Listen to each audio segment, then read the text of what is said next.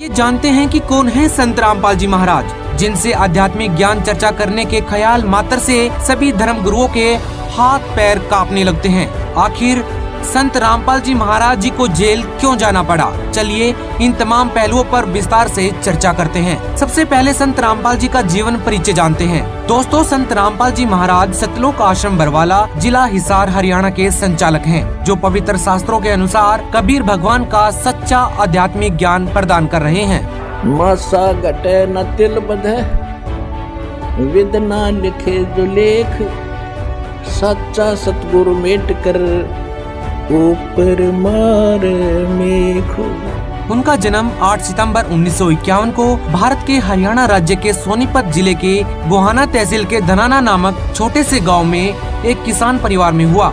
उनके पिता का नाम भगत नंदराम और उनकी माता का नाम भक्तमती इंद्रो देवी है। अपनी पढ़ाई पूरी करने के बाद हरियाणा प्रांत के सिंचाई विभाग में वे जूनियर इंजीनियर की पोस्ट पर नौकरी में लगे। संत रामपाल जी महाराज बचपन से ही ईश्वर प्रेमी थे। संत रामपाल जी महाराज श्री कृष्ण जी को अपने इष्ट देव के रूप में मानकर उनकी पूजा किया करते थे। श्री कृष्ण जी के अलावा भी बाबा श्याम जी, शिव जी, माता दुर्गा और हनुमान जी के वो अनन्य मन से भक्ति किया करते थे। हनुमान जी में एक विशेष आस्था होने के कारण वे राजस्थान के एक प्रसिद्ध हनुमान मंदिर में दर्शन के लिए हर साल जाया करते थे। संत रामपाल जी महाराज की परमात्मा में विशेष रुचि थी। 17 फरवरी 1988 को उन्होंने कबीर पंथी स्वामी रामदेवानंद जी को अपना पहला और अंतिम गुरु धारण किया। संत रामपाल जी को नाम दीक्षा 17 फरवरी 1988 को फाल्गुन महीने की अमावस्या को रात्रि में प्राप्त हुई। संत रामपाल जी महाराज अपना वास्तविक जन्मदिन भी इसी को कहते हैं, जिसे वे अपना आध्यात्मिक जन्म भी कहते हैं। उस समय संत रामपाल जी महाराज की आयु 37 वर्ष की थी। संत रामपाल जी महाराज जी के अनुयायी इस दिन को बौद्ध दिवस के रूप में जानते हैं। मीडिया के द्वारा फैलाई झूठी खबरों के कारण आम जनता उन्हें स्वयंभू संत मानती है, परंतु ऐसा नहीं है। सन 1993 में स्वामी रामदेवानंद जी महाराज ने संत रामपाल जी को सत्संग करने की आज्ञा दी तथा सन 1994 में नामदान करने की आज्ञा प्रदान की। स्वामी रामदेवानंद जी ने वर्ष 1994 में उन्हें अपना उत्तराधिकारी यह कहते हुए चुना था कि इस पूरी दुनिया में आपके जैसा कोई दूसरा संत नहीं होगा। ये सारा विवरण प्रसिद्ध फ्रेंच भविष्यवक्ता श्री नास्ट्राडामस जी की भविष्यवाणी से पूर्ण रूप से मेल खाता है, जो पृष्ठ संख्या 44-45 पर लिखी है। जिस समय उस तत्वदृष्टा सायरन का आध्यात्मिक जन्म होगा, उस दिन अंधेरी अमावस्या होगी। उस समय उस विश्व नेता की आयु 16, 20, 25 वर्ष नहीं होगी। वह तरुण नहीं होगा, बल्कि वह प्रौढ़ होगा और वह 50 और 60 वर्ष के बीच की उम्र में संसार में प्रसिद्ध होगा। वह सन 2006 होगा। जेई के पद से स्वयं इस्तीफा दिया, जिसका प्रमाण है सन 1994 से 1998 तक संत रामपाल जी महाराज ने घर घर, गांव गांव, नगर नगर में जाकर सत्संग किया। 1994 से आज सन 2021 तक 27 सालों में उनके बहुसंख्या में अनुयायी हो चुके हैं। भक्ति मार्ग में लीन होने के कारण संत रामपाल जी महाराज ने अपनी जेई की पोस्ट से सन 1995 में त्याग पत्र दे दिया, जो हरियाणा सरकार के द्वारा 16 मई 2000 को पत्र क्रमांक 34923500 दिनांक 16 मई 2000 के तहत स्वीकृत है।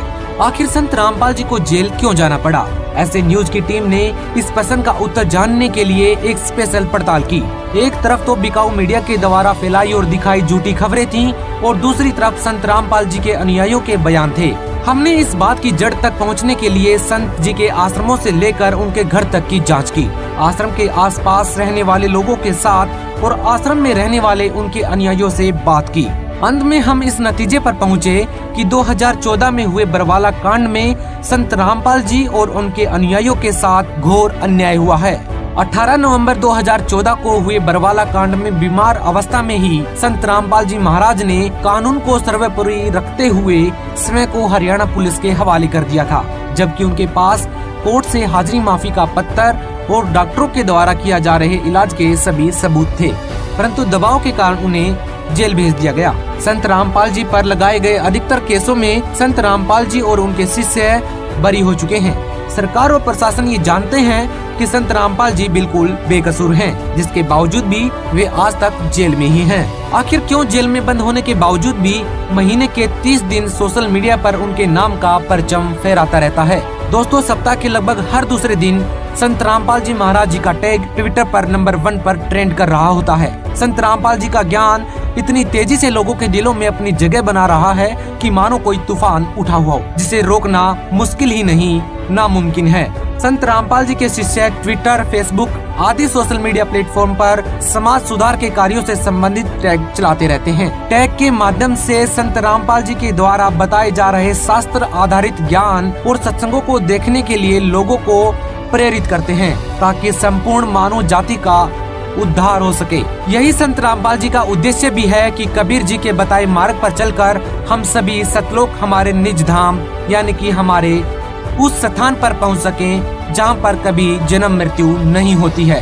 टॉप ट्रेंड इसलिए करते हैं क्योंकि लोग उन्हें बेहद पसंद करते हैं। उनके टैग्स जैसे कि #stop killing animals, #stop dowry system, #stop consuming intoxicants, #boycott Bollywood आदि सामाजिक बुराइयों पर एक कड़ा प्रहार करते हैं। संत रामपाल जी समाज सुधार के अनेकों कार्य कर रहे हैं। रिश्वत, मांसाहार, नशा, चोरी, बलात्कार, मिलावट, अश्लीलता, नाच गाना, दहेज प्रथा के खिलाफ भी संत रामपाल जी के टैग्स खूब ट्रेंड करते हैं, क्योंकि सभी लोग इन बुराइयों के खिलाफ एकजुट सोच और आवाज करके इन बुराइयों को समाज से सदा के लिए मिटा सकते हैं।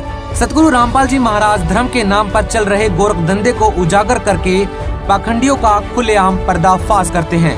धर्म ग्रंथों के यथार्थ ज्ञान के आधार पर प्रमाण देकर नकली गुरुओं की पोल खोलकर पाखंडवाद का सफाया करते हैं। इसके अलावा व्यवस्था में व्याप्त भ्रष्टाचार को भी सार्वजनिक करके उसकी जड़ों को उखाड़कर फेंकने का कठिन कार्य भी संत रामपाल जी महाराज ने किया है। नशाखोरी, दहेज प्रथा जैसी कई सामाजिक कुरीतियों को बंद करने के लिए भी कई महत्वपूर्ण कदम उठाए हैं। रक्तदान, अन्नदान और देहदान आदि परमार्थ के कार्य करने के लिए लाखों लोगों को प्रेरित किया गया है। आज संत रामपाल जी महाराज जी के सानिध्य में सैकड़ों जगहों पर निशुल्क रक्तदान शिविर और देहदान शिविरों का आयोजन किया जाता है।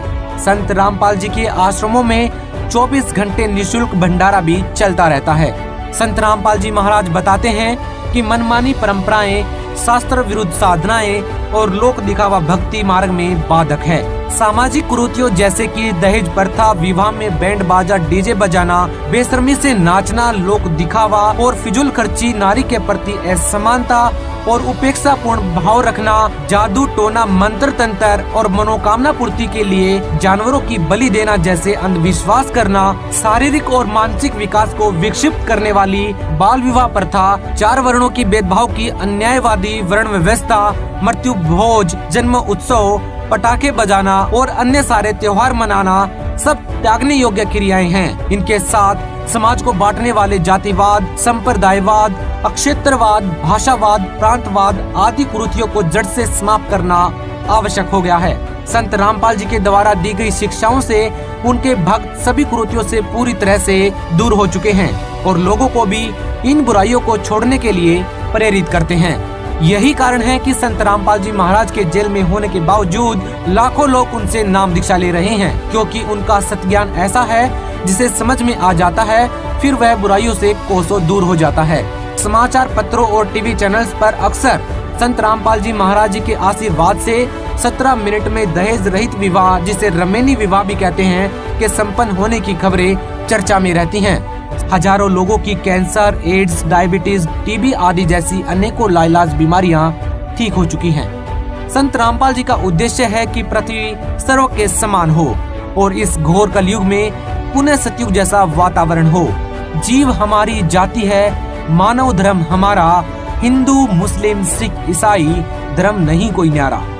जगत गुरु तत्वदर्शी संत रामपाल जी महाराज जी के 71वें अवतरण दिवस के उपलक्ष्य में 8 सितंबर 2021 को एक विशेष कार्यक्रम साधना टीवी पर सुबह 11 बजे से 1 बजे तक और श्रद्धा चैनल पर सुबह 10 बजे से 1 बजे तक आयोजित किया जाएगा।